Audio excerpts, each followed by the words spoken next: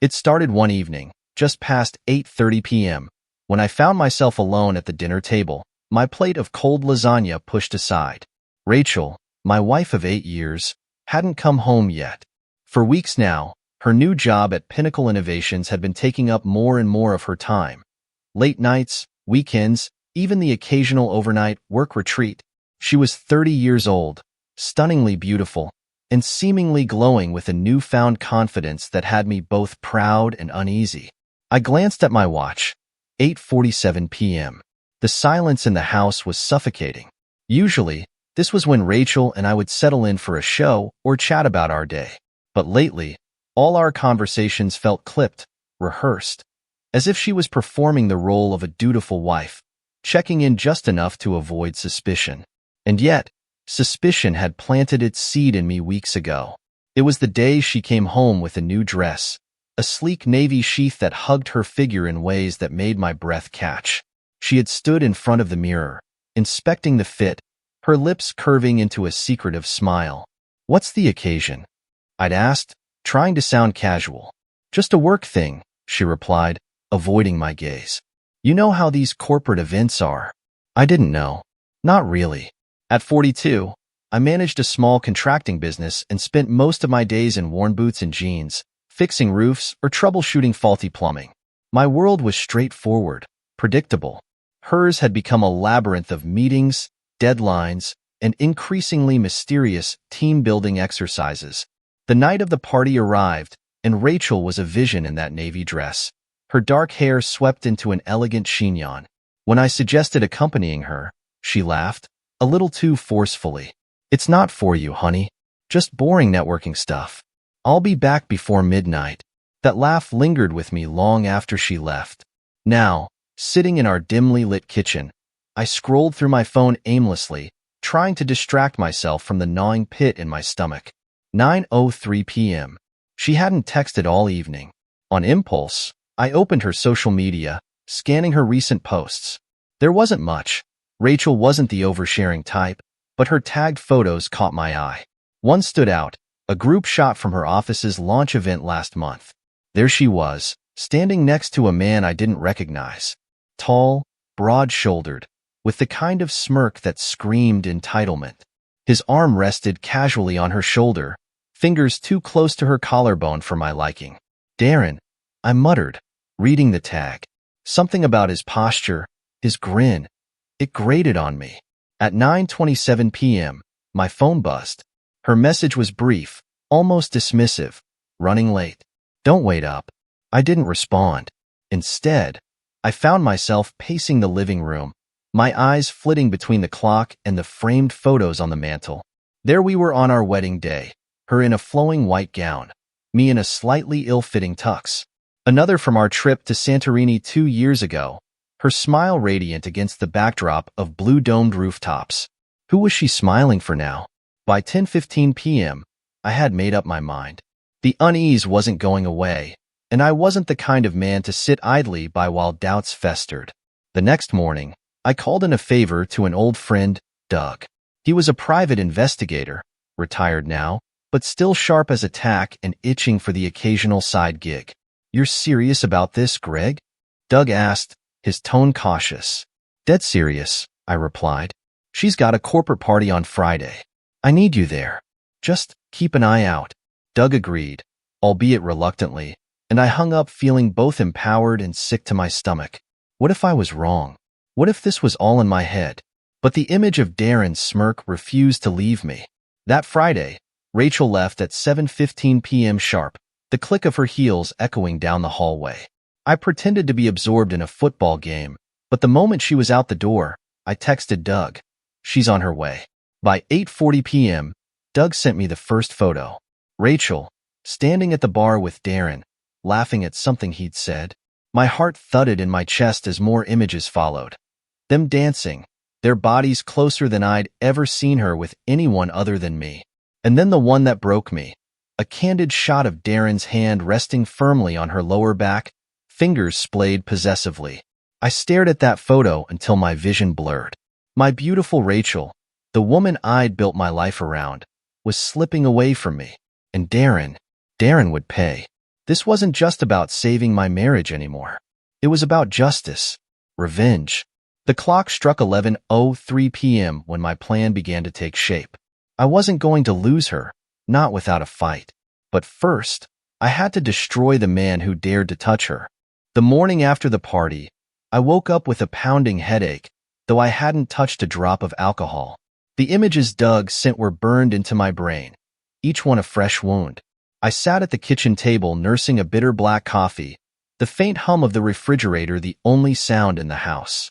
It was 6:47 a.m., and Rachel was still asleep upstairs, oblivious to the storm brewing beneath our roof. Doug's final text from the night before had been concise but damning. They left together. Darren's car. Black Audi, plate ending in 428. My pulse spiked every time I thought about it. Where had they gone? A hotel? His place? I didn't want to imagine the possibilities, but my mind refused to let me rest.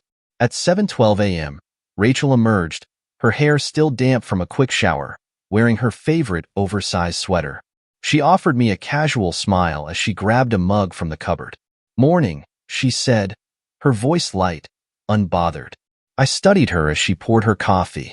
How could she act so normal after what I'd seen? Was this just another day to her, another morning after a secret rendezvous? My fingers clenched around my mug, but I forced myself to stay calm. Confronting her now wouldn't get me what I needed. "Morning," I replied, keeping my tone even. "How was the party?" She hesitated for a fraction of a second, just enough to notice if you were paying attention. "Fine," she said, turning her back to me. "Pretty standard stuff. Lots of networking, boring speeches." I bit back the urge to press her further. Instead, I played my role, the unsuspecting, trusting husband. "Glad you had fun," I said, adding a small chuckle for effect. She nodded and left the room, taking her coffee upstairs to get dressed. As soon as I heard the bedroom door close, I pulled out my phone and called Doug. He answered on the second ring. "You sure about what you saw?" I asked, my voice barely above a whisper. "Positive," he replied. "They were pretty cozy, Greg. Left together around 11:30. You want me to dig deeper?" I hesitated. Part of me wanted to shut this whole thing down, to preserve what little remained of the life Rachel and I had built. But the other part, the one that had spent last night staring at that photo of Darren's hand on her, knew there was no going back now. "Yes," I said finally. "Follow him. I want to know everything about this guy." Doug's grunt of acknowledgement was all I needed before ending the call.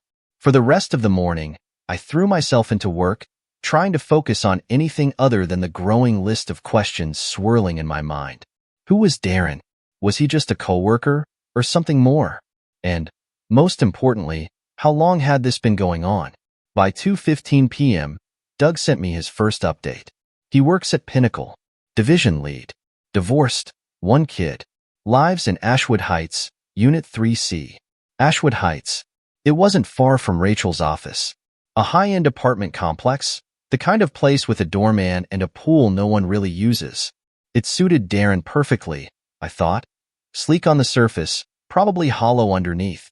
I left work early, claiming a sudden client emergency, and drove to Ashwood Heights. I parked a block away and sat in my truck, watching the building's entrance. At 4:48 p.m., a tall figure emerged, Darren. He was wearing a sharp charcoal suit, sunglasses perched on his smug face as he checked his phone. I felt a surge of anger just looking at him. Following him wasn't hard. He drove like he owned the road, weaving through traffic in his black Audi. He stopped at a cafe, ordered a coffee, and sat at a corner table with his laptop. I stayed in my truck, snapping photos with my phone, trying to piece together his routine. By 6:15 p.m., he was back in his car, heading toward Rachel's office. I gripped the steering wheel tightly. Was he meeting her again? I thought about calling Doug, but I didn't need his help for this. I could handle it myself. Darren's car pulled into the Pinnacle Innovations parking lot and stopped near the rear entrance. Moments later, Rachel walked out, her laptop bag slung over her shoulder. My stomach turned as I watched her climb into the passenger seat, her face lighting up in a smile as Darren leaned over, whispering something. They sat there for a moment, chatting, before driving off together. My hands shook as I started my truck and followed them at a safe distance. The drive was short, leading to a small, upscale restaurant on the edge of downtown. I parked across the street, my heart pounding as I watched them walk inside. Rachel's hand brushed against Darren's arm, and he laughed, holding the door open for her. This wasn't a casual work dinner. This was something else entirely. I stayed in my truck, taking photos as they sat by the window, their heads close together over a candlelit table.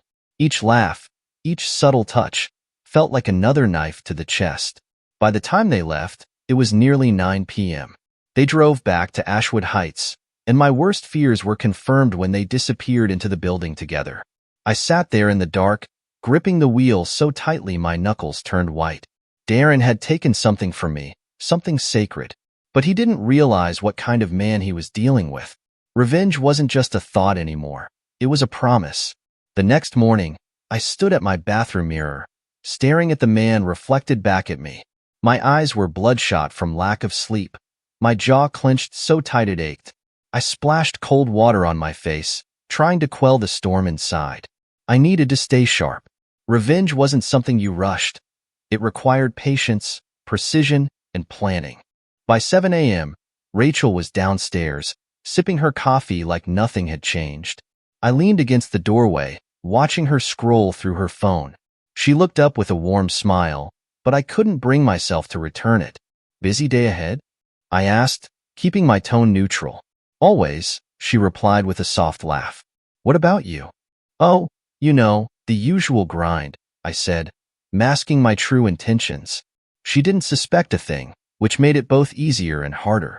I hated how normal she acted, how easily she lied to my face. But it also gave me the upper hand. She thought she was in control, and that's exactly what I needed her to believe.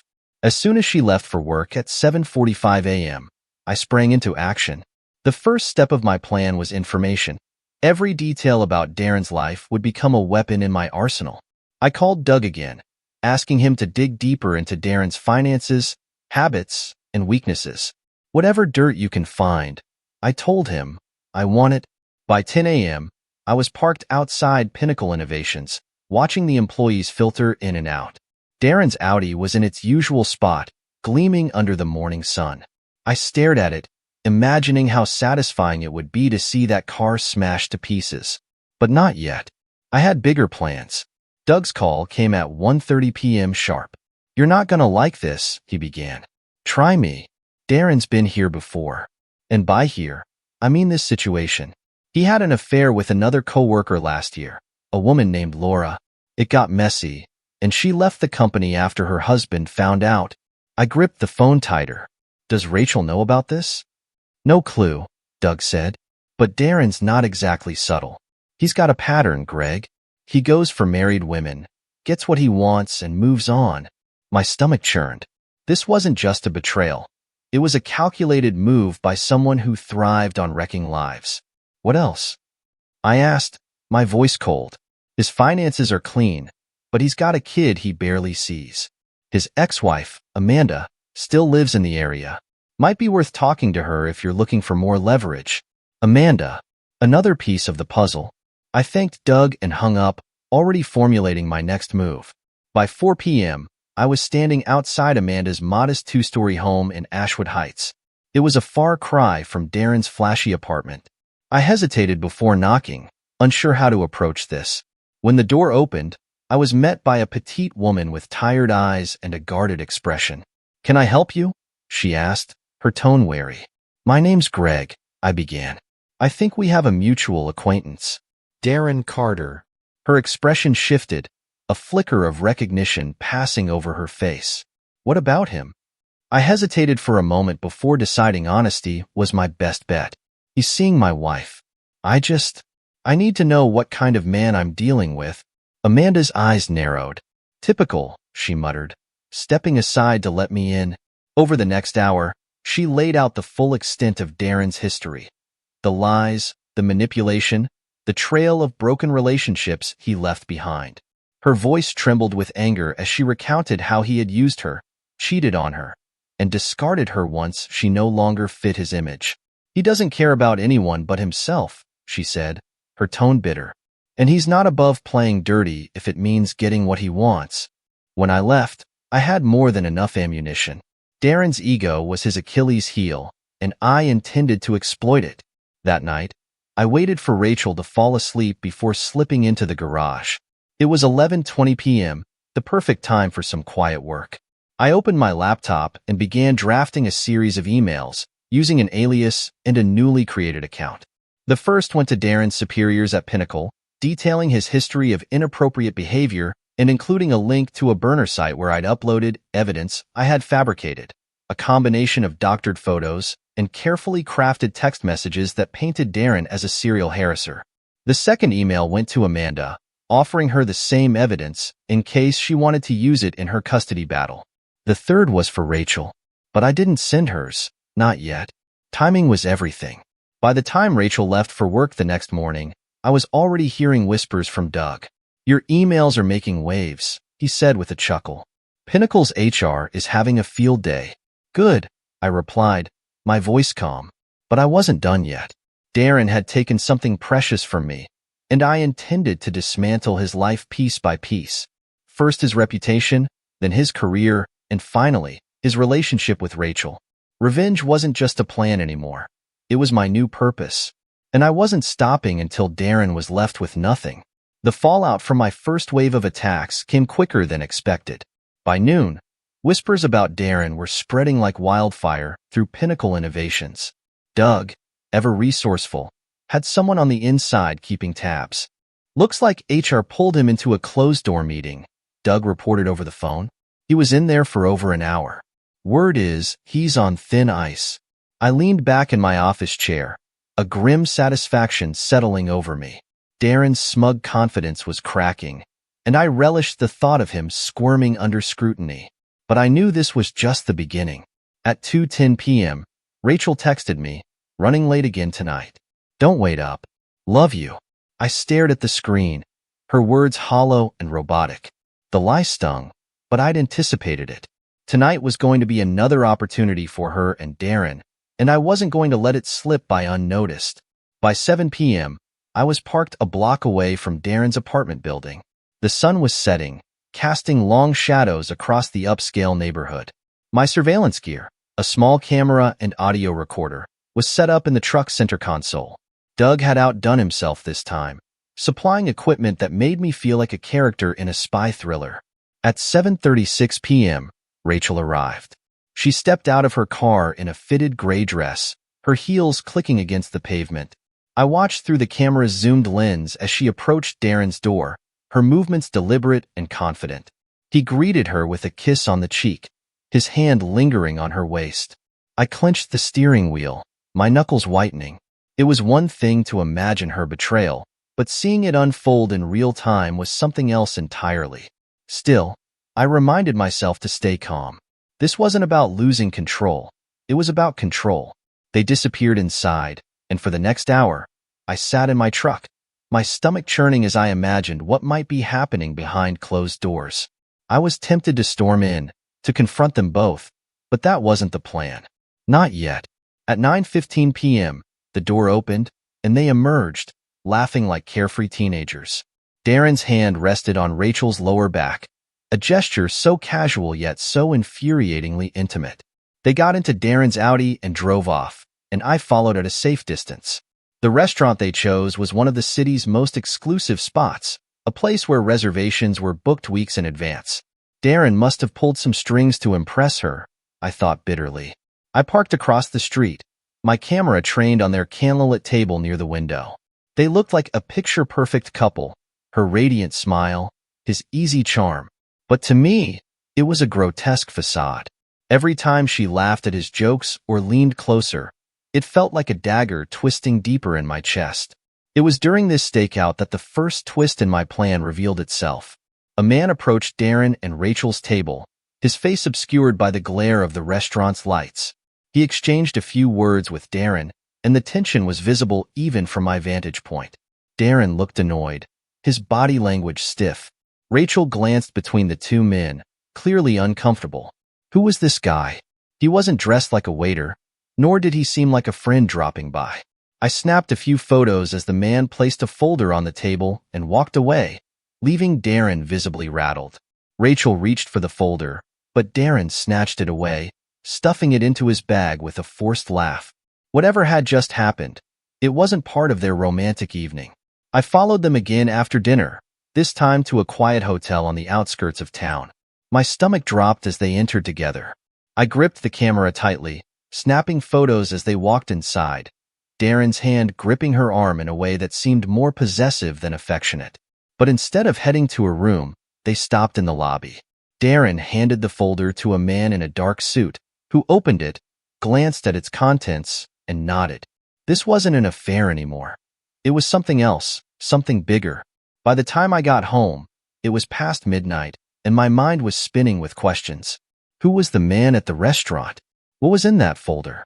And why had Darren taken Rachel to that hotel instead of his apartment? I barely slept, replaying the night's events over and over in my head. When Rachel finally came home around 1 a.m., she slipped into bed without a word. Her silence spoke volumes, but so did the look on her face, a mix of guilt and exhaustion. I was no longer just a husband uncovering an affair. This was something deeper, something dangerous. Darren wasn't just a womanizer. He was hiding something, and Rachel was caught in his web. As I stared at the ceiling, my anger simmered into determination. I wasn't just going to destroy Darren. I was going to uncover the truth, no matter where it led. Tomorrow, the game would change, and Darren wouldn't see it coming. The next morning, I woke up with a renewed sense of purpose. The events of the previous night had shifted the narrative. This wasn't just about an affair anymore. Darren wasn't just a homewrecker. He was involved in something more sinister, and Rachel was entangled in it. My anger was now laced with curiosity and a need to know the truth. At 6:45 a.m., I sat at the kitchen table with my laptop, a fresh pot of coffee brewing on the counter. Rachel was still asleep upstairs, her soft snores faintly audible. I pulled up the photos I'd taken the night before, focusing on the mysterious man at the restaurant and the one in the hotel lobby. Their faces were grainy, but I could make out enough details to start digging. Doug was my first call of the day. "I need you to run some photos," I said, sending him the images immediately. 2 guys Darren met last night. One at a restaurant, one at a hotel. "I think they're connected." Doug let out a low whistle. "You've got yourself quite the mystery here. What's your endgame, Greg?" "Just get me names," I replied, my voice cold. "I'll handle the rest." By 10:30 a.m., Doug called back with preliminary results. The guy from the restaurant is Andrew Larson. He's a mid-level executive at Pinnacle Innovations. As for the hotel guy, that's trickier. "I'm still working on it." "Andrew Larson," I muttered, jotting the name down. Why would Darren be meeting with him outside the office? "Could be anything," Doug said. "But from what I've found, Larson's been in hot water lately. Misappropriation of funds, shady contracts. It's all speculation, but his name's been floating around in some unsavory circles." I leaned back in my chair, the pieces slowly coming together. Darren was involved with someone who had a reputation for cutting corners and bending rules. Was it blackmail? Bribery? Whatever it was, Rachel didn't belong in the middle of it. "Keep digging," I told Doug, ending the call. That afternoon, I decided to take matters into my own hands. I drove to Pinnacle Innovations, parking a few blocks away to avoid drawing attention. I knew I couldn't just waltz into Darren's office and start asking questions, so I opted for a more subtle approach. By 1:15 p.m., I was in the building's lobby, blending in with the lunchtime crowd. I'd timed my visit to coincide with Darren's usual coffee break, something Doug's earlier surveillance had noted. Sure enough, at 1:23 p.m., Darren strolled through the lobby, his phone pressed to his ear, heading toward the cafe across the street. I followed him, keeping my distance as he ordered a cappuccino and sat at a corner table. His expression was tense, his fingers drumming against the table as he spoke into his phone. I couldn't hear what he was saying, but his body language told me everything I needed to know. He was on edge. Using the camera app on my phone, I zoomed in on his table. There it was, sitting next to his coffee, the same folder from the night before.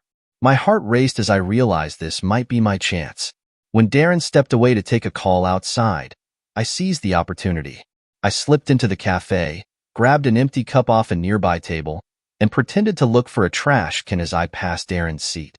My fingers brushed against the folder, snapping a quick photo of the label on the cover before I moved on. The label read, "Confidential, Project Phoenix." Back in my truck, I stared at the photo, trying to make sense of it. What was Project Phoenix? The name sounded ominous, like something out of a spy movie. I sent the image to Doug with a simple message. "What the hell is this?" His reply came half an hour later. "Classified project at Pinnacle. High stakes. High risk. Not much info online, but it's tied to government contracts." Government contracts? The plot thickened. Darren wasn't just a sleazy coworker. He was potentially involved in something illegal or dangerous, and Rachel was somehow part of it. My instincts told me she didn't fully understand what she'd gotten herself into. By the time Rachel came home that evening, I had made up my mind. I couldn't sit back and watch her get dragged deeper into Darren's world. But I also couldn't confront her without solid proof. If I accused her now, she'd just deny everything, and Darren would tighten his grip. At 8:45 p.m., Rachel sat across from me at the dinner table, her phone lighting up with notifications she quickly dismissed. Her face looked pale, her smile forced. I watched her carefully, noting the way her hands trembled slightly as she lifted her wine glass. "Long day?" I asked, keeping my tone casual. She nodded, avoiding my gaze. "Yeah, lots going on at work. Anything you want to talk about?" "No," she said quickly. "Just the usual stuff." Her lie was almost convincing, but I wasn't buying it. Not anymore. At 10:15 p.m., after Rachel had gone to bed, Doug called with another update. "Got a name for the hotel guy," he said. "Victor Graham. Works for a private security firm that does consulting for companies like Pinnacle. He's bad news, Greg.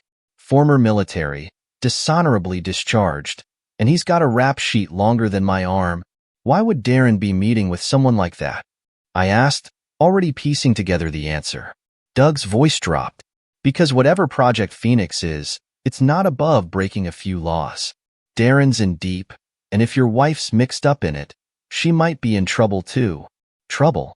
That word echoed in my mind as I hung up the phone. I was no longer just a man seeking revenge. I was a man on the brink of uncovering something dangerous.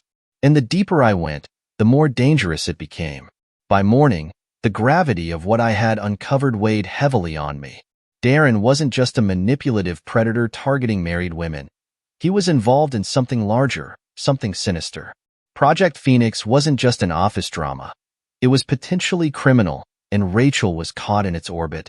At 6:30 a.m., I sat in the living room, the soft glow of the morning sun casting long shadows across the floor. Rachel hadn't woken yet, which gave me time to strategize. Doug had promised more information on Victor Graham by noon, but I couldn't wait that long. I needed to understand Rachel's role in all of this. I decided to take a risk. At 8 a.m., after Rachel left for work, I used the spare key to her car and slipped the small GPS tracker Doug had given me under the dashboard. If she was going somewhere with Darren, or anywhere she didn't want me to know about, I'd have a breadcrumb trail to follow. I also installed a small audio recorder in her purse. It felt invasive, but I reminded myself that she had forfeited the right to privacy the moment she chose deceit over honesty. Whatever she was hiding, I would find it. By mid-morning, Doug delivered his promised update. Victor Graham's been in trouble for illegal arms deals and shady consulting gigs overseas, he explained. He's the kind of guy you hire when you need dirty work done but don't want it traced back to you. Do you think he's tied to Darren? I asked, pacing my office. No doubt about it, Doug replied. Darren's been seen meeting Graham multiple times in the last month. Whatever they're involved in, it's not above board. A chill ran down my spine. Rachel was in the middle of a storm she likely didn't understand. But why? Why would she associate with someone like Darren, let alone get involved in something as dangerous as this? Keep digging, I told Doug. I need to know what Darren's endgame is. That evening, Rachel was quieter than usual, her gaze distant as we ate dinner. Her phone buzzed a few times, but she only glanced at it before flipping it face down on the table. I wanted to confront her, to demand answers, but I knew better. I had to wait for the right moment, when I had undeniable proof. At 9:15 p.m., I excused myself, claiming a late-night work call. In truth, I needed to check the audio recording from her purse. I retrieved the device from the garage and plugged it into my laptop, listening intently to the captured conversations. Most of it was mundane, chatter with coworkers, background noise from her office. But then came a segment that froze me in my tracks. It was Darren's voice, low and urgent. "We're running out of time. Phoenix needs to be operational by next week, or we're screwed." Rachel's response was hesitant. "I don't understand why we're rushing. Shouldn't we be waiting for approval?"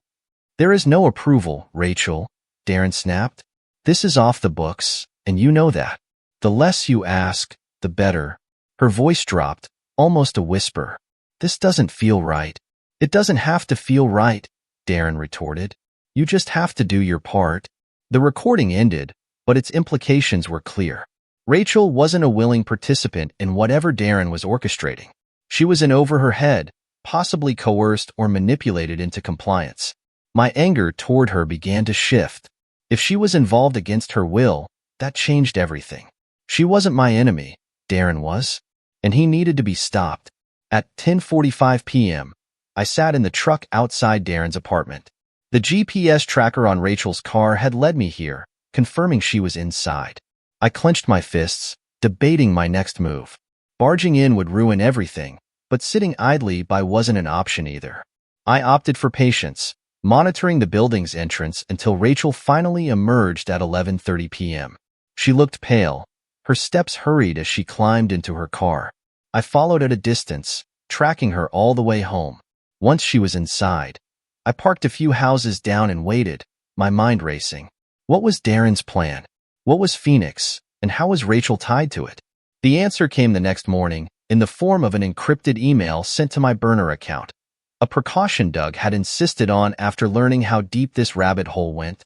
The email contained a single attachment, a document labeled Phoenix Manifest. I opened it, my heart pounding as I read the contents. It was a blueprint for a surveillance system, state-of-the-art, invasive, and completely illegal. The kind of thing governments used to spy on citizens under the guise of national security. Darren and his team at Pinnacle were designing it, and Victor Graham was the muscle ensuring no one asked too many questions. But the kicker came in the last paragraph. Field testing scheduled for Phase 1 participants. Launch date, Friday. Phase 1 participants? Field testing? A sickening realization hit me. Rachel wasn't just helping Darren. She might be one of his test subjects. At 7 a.m., I confronted Doug. "We need to stop this. If Rachel's part of this experiment, I'm not letting it happen." Doug's voice was grim. "This isn't just corporate corruption, Greg. This is dangerous territory. If we blow the whistle, we'd better be ready to fight." "I don't care what it takes," I replied. "Darren's gone too far. It ends now." The stakes had risen, and my plan for revenge had morphed into something greater. I wasn't just dismantling Darren's life. I was going to destroy his entire operation. By Thursday night, everything was in place.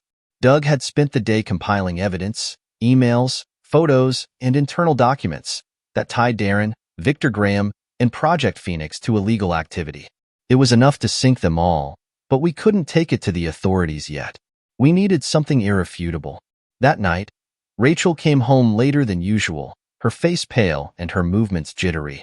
She sat at the kitchen table, staring into her wine glass without drinking. I knew the time for confrontation had come. "Rachel," I said, my voice steady but firm. "What's going on?" She flinched at my tone but didn't meet my eyes. "Nothing. Just work stress." I placed my phone on the table, the audio recording from her purse queued up. With one tap, Darren's voice filled the room. "Phoenix needs to be operational by next week, or we're screwed." Rachel's head snapped up, her eyes wide with panic. "Greg, where did you—" "I know everything," I interrupted, leaning forward. "I know about Darren, about Project Phoenix, and about the danger you're in." Tears welled in her eyes as the facade she'd maintained for weeks crumbled. "I didn't want to be part of this," she whispered. "He forced me. Darren said if I didn't help, he'd ruin my career and yours. He knows people, Greg. Dangerous people." I reached across the table and took her trembling hand. "It's over, Rachel. We're taking him down. Together." The next morning, Doug and I executed the final phase of our plan. With Rachel's reluctant cooperation, we set a trap. She arranged a meeting with Darren under the pretense of delivering a critical component for Project Phoenix. Meanwhile, Doug and I coordinated with a trusted contact in law enforcement, a tenacious detective named Carter who had been waiting for a lead on Victor Graham for months. At 7:45 p.m., Rachel and Darren met at a secluded conference room inside Pinnacle Innovations. I watched from a hidden vantage point as Darren greeted her with his usual smug confidence. "Did you bring it?" he asked, his tone impatient. Rachel handed him a sealed envelope, her hands shaking just enough to sell the act. "Yes, but I don't think we should go through with this, Darren. It's too risky," Darren scoffed, flipping through the documents inside the envelope. "That's why you're just the middleman, Rachel. Leave the big decisions to people who know what they're doing." It was the last smug remark he'd ever make. At 8 p.m. sharp, Detective Carter and his team stormed the building, catching Darren mid-sentence. The room erupted in chaos as Darren tried to flee, only to be tackled to the ground by two officers. Victor Graham wasn't far behind. Doug had tipped Carter off about his hideout, and within an hour, Graham was in cuffs as well, his gruff protests drowned out by the clinking of chains. By 10:30 p.m., the nightmare was over. Rachel and I sat in the living room, the quiet hum of the television filling the space between us. She clutched a mug of tea, her fingers still trembling. "I'm sorry," she said finally, her voice barely above a whisper. "For what?" I asked, genuinely curious. "For lying. For letting it go this far. I thought I could handle it on my own, but I was wrong." I leaned back, the tension in my chest finally easing. "You should have told me sooner. But I get it. You were scared. Darren's a manipulative bastard. He fooled us both." Rachel nodded, tears slipping down her cheeks. "Can we fix this, Greg?" I hesitated, the weight of her question pressing down on me. Could I forgive her? Could I trust her again after everything? The answer wasn't simple, but for now, I knew one thing. We'd survived. By the next morning, news of Darren and Victor's arrests had spread like wildfire. Pinnacle Innovations was in full damage control, distancing itself from the scandal. Project Phoenix was officially dismantled, its illegal activities exposed to the public. Doug, ever the loyal friend, sent me a single text, "Job well done." I stared at those words, a bittersweet smile tugging at my lips. Darren's life was in shambles, his career destroyed, his reputation irreparably tarnished. I'd kept my promise to myself. I'd ruined him. But the cost of victory lingered in the back of my mind. Rachel and I had emerged from the storm, but the road ahead was uncertain. Trust, once broken, was hard to rebuild. For now, though, I chose to focus on the fact that Darren was gone and Rachel was safe. Sometimes, winning doesn't mean walking away unscathed. It just means surviving and ensuring your enemy doesn't.